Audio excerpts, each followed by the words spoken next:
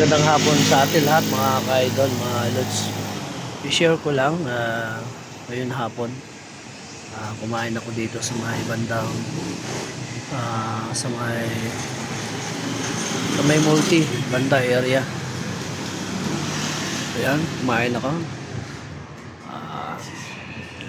Dahil nagutom ako, so di ko akalain na meron tayong kaibigan na lumapit.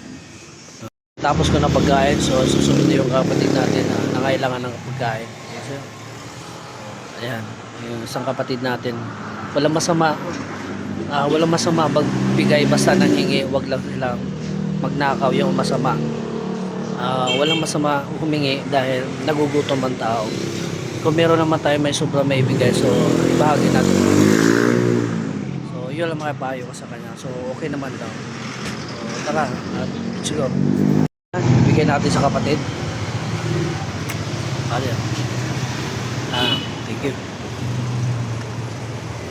Wala masama tayo magbigay sa ating kapwa kahit ano pa may itsura yan, huwag natin huwag. Di ba kapatid? Okay. O iwan na kita ha. Salamat. Kain ka lang dyan. Bayad na yan kapatid. Enjoy ka lang kaibigan. Pakain ka, mapakabasog ka. Si Lord nang bahala sa'yo at huwag kang pabayaan sa kamanaron, okay? God bless po sa atin lahat. Sama tayo naroon, ingat po at huwag tayo maghusga sa ating kapwa na kahit sila ay ganyan. So lawakan ng ating pag-iisip, unawain sila. Kung meron tayong may ibigay, natin hindi pa kainin. Dahil tao din naman siya at tao rin man tayo. Dahil ginawa tayo ng Diyos ay lahat tayo pantay-pantay, okay? Thank you and God bless. Maraming salamat po. So, ito po si Kuya Galawan. So, please like and share. Please click the notification bell sa mga update ng video. Okay? Thank you. And God bless. Kapatid, thank you. Kapatid, ha? Asa ako? Pakabusog ka.